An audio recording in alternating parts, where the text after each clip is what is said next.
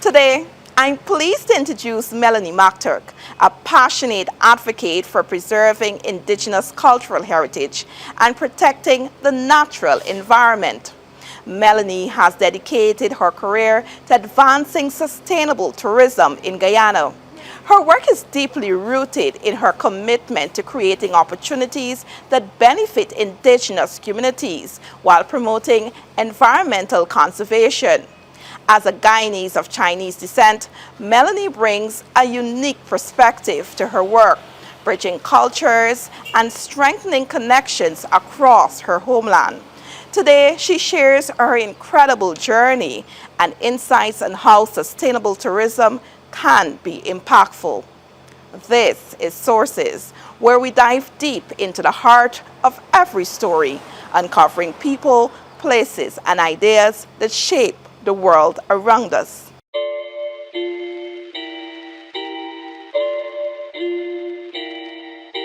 Hello there and welcome to another edition of Sources. I'm your host Svetlana Marshall, and with me today I have Melanie McTurk. Melanie, thank you so much for having me here today.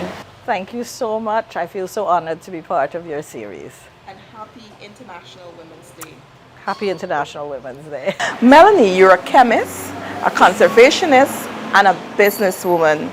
How did your childhood influence all that you are today?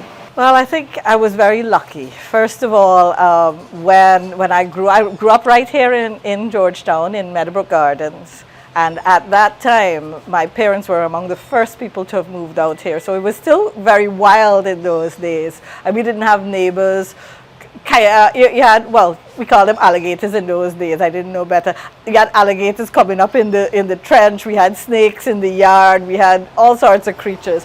So it was a wonderful time to grow up in this area, and then as it got populated. And I think the other thing, and so I've never really, even though I've lived so much of my life in the city, I was never really a town girl.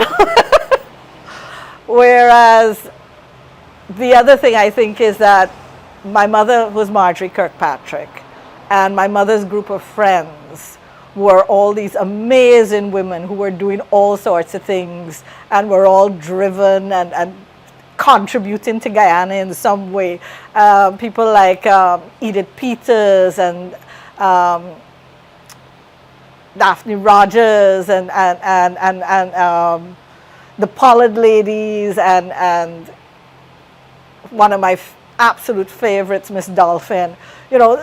Really remarkable women. And so I think I always grew up with a connection with nature, but also I always grew up with this sense that women were capable of doing whatever they wanted.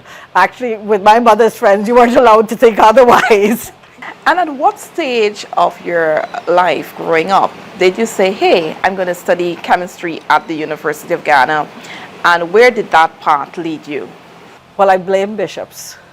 I first graduated when I started high school. I started at Bishops.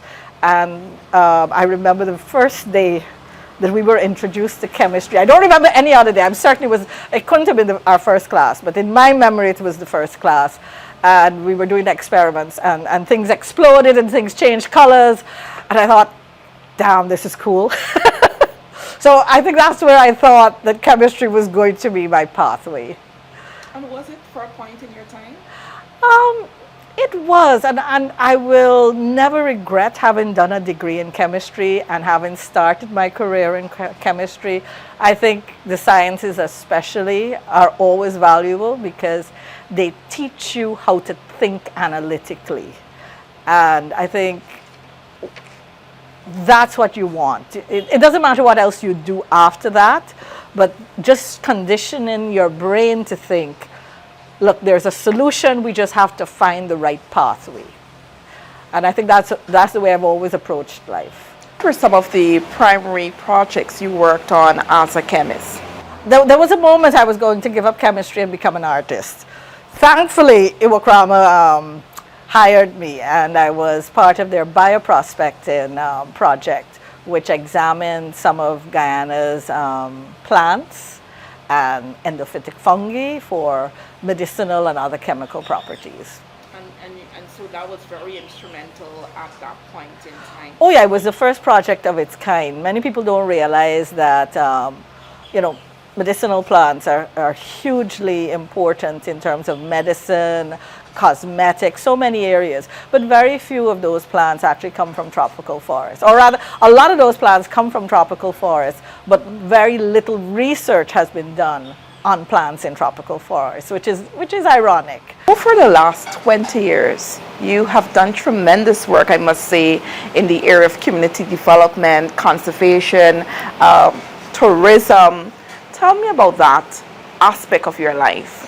I think, first of all, when I was at Iwakram, I discovered, after working in a lab and being isolated in a lab, that I lived for those moments when I was out of the lab, when I was engaging, especially with young people, with students, with people from communities, and I was helping them to understand these very complicated concepts in a language that was simplified, that didn't talk down to them, but allowed them to engage with it.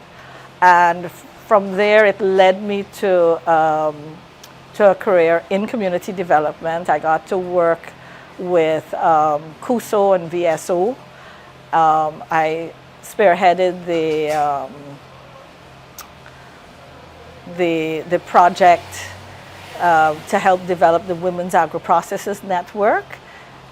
And it was a livelihoods project where we worked with women's groups across the country to help to bring their products to market. So we were actually among the first people who took these homemade products like your pepper sauce and your honey and your cocoa and cashew and so and really put labels on them, got them barcodes, did displays, and started to put them on market shelves. I mean, today we forget that there was a time when that wasn't happening. Today I'm just blown away by the amazing work being done by the New Guyana marketing company, you know. But when we started, there was nothing like that. And so I'm incredibly proud of the work that was done there in collaboration with ICA and others. These are largely women benefiting from such initiatives. Yes. And they're now able to export in some cases. Yeah, the project was called Making Markets Work for the Poor, but in Guyana we refused to use that term. We said, we called it Making Markets Work for People, because our community people said, no, we don't want to be identified as poor people. We want to be identified as people who are making our way in life. So I thought that was, you know. You wear plenty hats, I must say, and sometimes it's hard keeping up.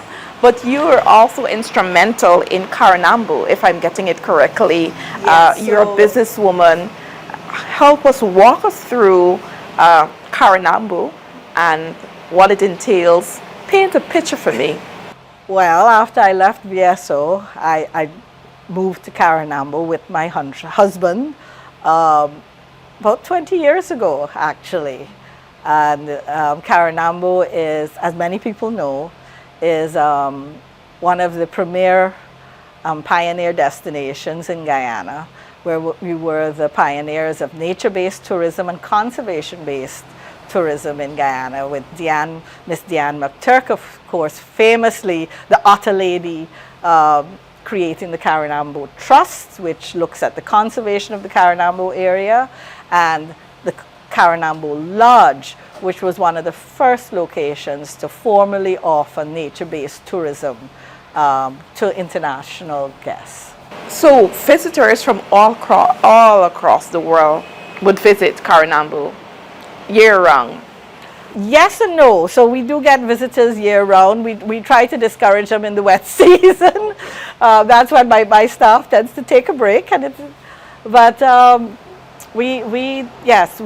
What's wonderful about it is we get to interact with these amazing people from across the world. And when I say people, I mean tourists, scientists, young people, just every cross-section, celebrities, all sorts of things. And we get to share this amazing environment and these amazing creatures, and we get to teach people about the importance of nature and help people reconnect with nature, I like to think. And what could we expect, in addition to all that you've said, what could we see when we get there? Well, Carinambo is huge. It's 115 square miles. We used to be 125, but it has 5 habitats. So a lot of our visitors come, they want to see the giant anthieta. They, of course, want to see the giant otters. We've got almost 400 species of birds. We've got 4 species of caiman. We've got 7 species of monkeys. Wow, it's a country all by itself. It is. It sometimes feels like that. And what I love about Carinambo is, and it has this amazing history, because Carinambo as a location, as an institution, the McTurk family have been there for nearly 100 years. Carinambo itself has this rich mythology around it, in terms of, you know, there are all these legends and stories and mythology about the rocks and the area. So I like to say Carinambo is the home of myths, legends, and giants, because so many of Guyana's giants live at Carinambo. And in addition to all of that, you're also the chair of the Protected Areas Trust of Guyana and a board member of the Caribbean Biodiversity Fund. What that organization entails and the importance of those, the work that they do, and how you help to influence policies and generate funds for the protected areas. The Protected Areas Trust helps to co-fund, along with the government of Guyana, the work of the Protected Areas Commission. And it's a very exciting time right now, and it's a wonderful time to invest in, and that's what I think of it as. It's investing in Guyana's future, because we have, as a nation, this amazing body of biodiversity, animals, plants, ecosystems that are beautiful and unique. They are among the most unique in the world. And I always like to say to people, Brazil, for instance, is known as one of the most biodiverse countries on earth. But when you look at the size of Brazil, that's a lot of area. So it's a lot of animals and species you're going to expect in that area. But if you were to put Guyana and Brazil side by side and do the metrics and say, well, how diverse is it per square mile? Guyana will be 10 times more diverse. So we have something truly precious and special. And so as we advance, the country is undergoing massive development, infrastructural work we see every day. How important it is for us to protect our biodiversity, ensure that our areas are protected, and we strike a balance even as we transform the nation. I think this is a really important question at this time, because as we advance in terms of, we have major infrastructure projects on the way currently, and it's going to increase. And that's a wonderful thing, because we want connectivity across our country, we want prosperity across our country, and we want the quality of life for all Guyanese, of course, to improve. But at the same time, we have to do so in a mindful way, because our connection with nature is critical, I believe, for human well-being. And when you look at societies where they have destroyed their nature for industrialization, in the cause of industrialization, they're not happy people. They're swinging back. That's the reason they're coming to visit us. Because they realize that a disconnection with nature doesn't serve them.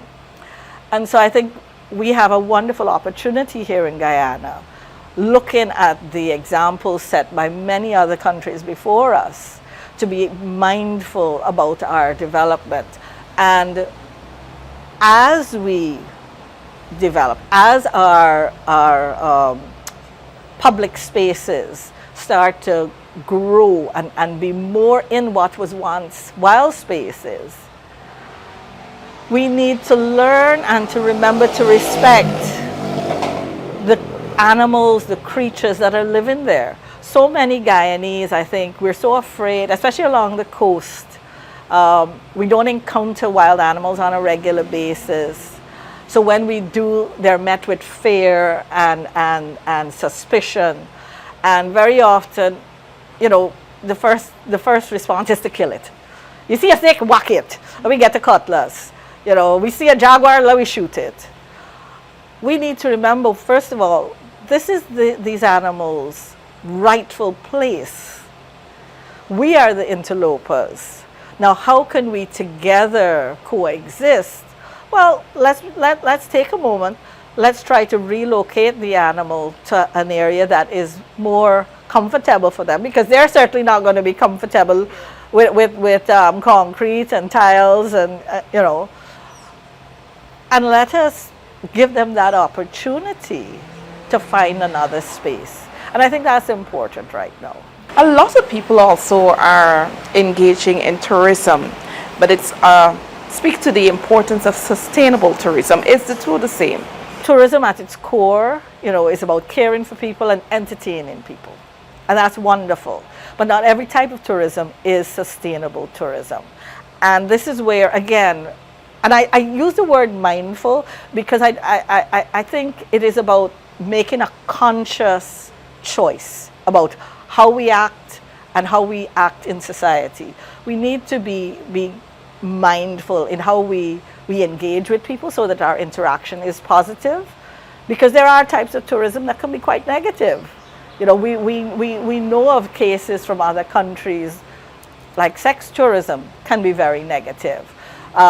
We know of places where people have lost their the historical value of sites or had it eroded from over-tourism, or from tourists who are not properly educated so that as they engage with that landscape, whether it's an artifact or a natural landscape like Guyana has, to help preserve it through their actions. The reality is our presence in a wild environment can change it. We need to be mindful to make sure that we are thinking ahead. What could be the negative outcomes and how can we mitigate against them? Because who doesn't want to see kiteshore? But should we be building, you know, overbuilding in what is the most unique ecosystem on Earth? I mean, we have microhabitats at kiteshore, as in they appear nowhere else in Guyana, they appear nowhere else on Earth. They are just in those areas at kiteshore. You can't reproduce it. So as we dream as a nation, as we develop, we've got to do it in a sustainable way. So let me shift the focus a little bit. You are many things. You wear many hats, and I must applaud you for that.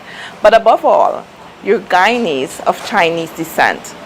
Tell me about the community and what it means to be a Guyanese of Chinese descent and the contributions Chinese continue to make to Guyana, in particular Chinese women. I would start by saying, for me, above all, I am Guyanese, period. But certainly, when I think of identity, I do identify as a Guyanese of Chinese descent. That is because my ancestors were among the first who came to British Guyana on the first ships. And I would say the Chinese experience is very different, both within the community as well as compared to other communities. And I say that because I think one of the things that makes the Guyanese Chinese experience unique is that of all the races in Guyana, the Chinese are the only people who have never stopped arriving. You know, they've been coming and they never stopped. Every other ethnic group, we can say, oh yes, immigration was from this date to that date, and then it stopped, and there were no more new arrivals. So the descendants who are here are all who have been here for generations. And that's not the case with the Chinese. You have people like me who, indeed, our descendants came hundreds of years ago, and we are part of the texture, the fabric of Guyana, right? We are interwoven in the Guyanese story. And then you have the Chinese who are now arriving, or who arrived 20 years ago, arriving fresh from China, and are going through that process of learning and assimilating afresh.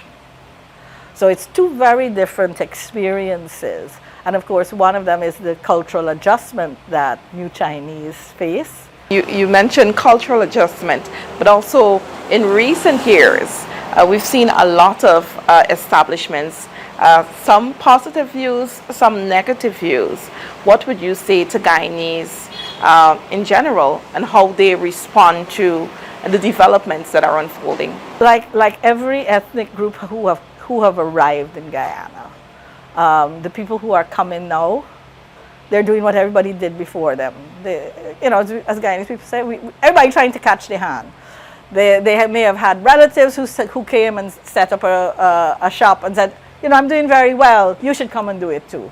And that's what tends to happen. And I always think it's amusing, and I apologize, I don't want to diminish anybody's, the genuine challenges that people face, but it's not the first time this has happened. There was a time when, if you look at our history, the Portuguese were the ones who had all the shops. And so when people started coming off the plantations and started to set up shops who were not Portuguese, there was a furor. And when, and they were the Chinese. And then you had the Indians. And when the Indians came and started to set up, the Chinese were like, who are these people? So it's not, and it's happened, over history. What I would say is, let us remember that these are human beings and everyone's trying their best. I'm not going to make excuses for people who may be involved in anything illegal, but I would remind people that none of us can say that we are of an ethnic group that doesn't have people who we would rather not own as our own. Melanie, you mentioned history just now. You also have a deep love for history, culture, and music. My mom, growing up, my mother is Marjorie Kirkpatrick, so I could not escape a passion for history. As the custodian of much of Guyana's old Chinese history, as I like to think of it. My mother was very passionate about documenting the challenges, but also the contribution of Guyanese Chinese to Guyana. And so I grew up knowing, that judges or schools had been built, or medical institutions, and sportsmen, and that Guyanese Chinese had contributed in some way to every facet of Guyanese life, just like every other ethnic group has. But also,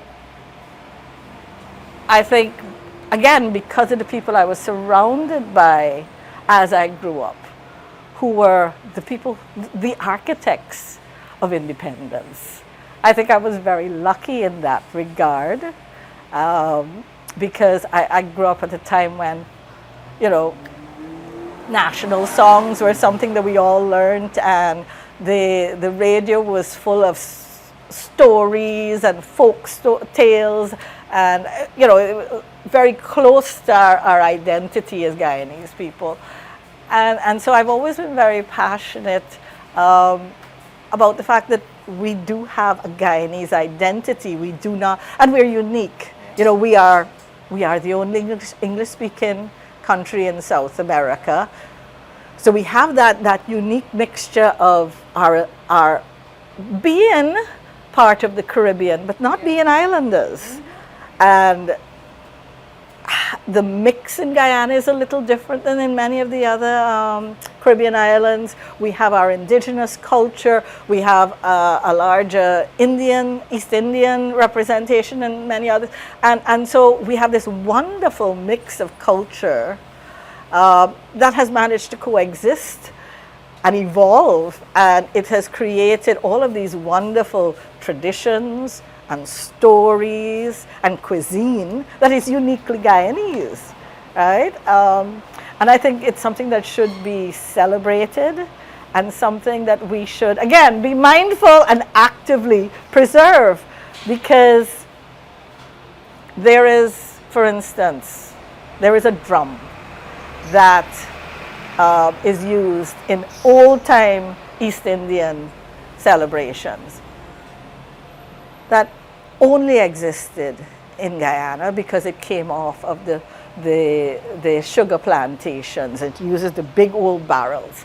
Today, because we can get things directly from India, we don't have to make up something, but we're losing the unique sound of that drum because we don't need it anymore, and people don't realize how unique it is. Guyana is the only country that has kite flying for Easter. Has nobody ever thought that this is a bizarre thing? I mean, we as Guyanese, we celebrate it. It's one of the things everybody looks forward to, and we always herald it as something that brings people together. But where did it come from? How many people realize that this actually is part of the Chinese legacy? That many of the first Chinese who came to British Guyana were actually Christians. And so they brought some of the ways that they were incorporating Christianity into their belief system to British Guyana. And so we have this Easter celebration of kite flying. Melanie, as we prepare to wrap up, I know you're a mother, and how do you strike a balance in all that you do, being a mother and just getting everything else done?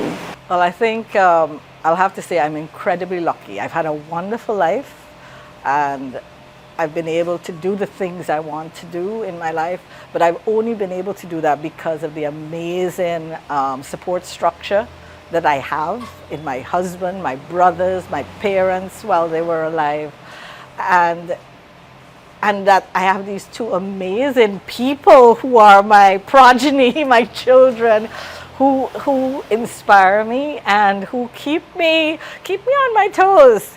You know, my daughter is very good at challenging me and making sure that I realize that I don't know anything, and therefore it keeps me in a position where I'm constantly learning. Yeah. And I love that. And my son, I think there isn't a kinder or better human being. And it would be remiss of me not to ask, before we close, about challenges. What are some of the challenges you encounter as a mother, as somebody who promotes conservation, sustainable tourism, and what are some of the solutions you would like to see implemented? I think when you think about challenges, everyone is going to tell you finances. We always need money, whatever you're doing. I love, Sidney Allicock always says, conservation without financing is a conversation. I agree with him. You can't do it if you don't have the money behind it. But I think as a woman, especially growing up in Guyana, being a small, funny looking girl who don't quite fit in any group that people always assume is some other race, can be challenging. I've walked into meetings where people would defer to my male counterparts, or worse yet, if I walk in, when I was handling volunteers, walk into a room with a white man next to you, and they'll talk to him. They don't realize that I was the one in charge, that sort of thing.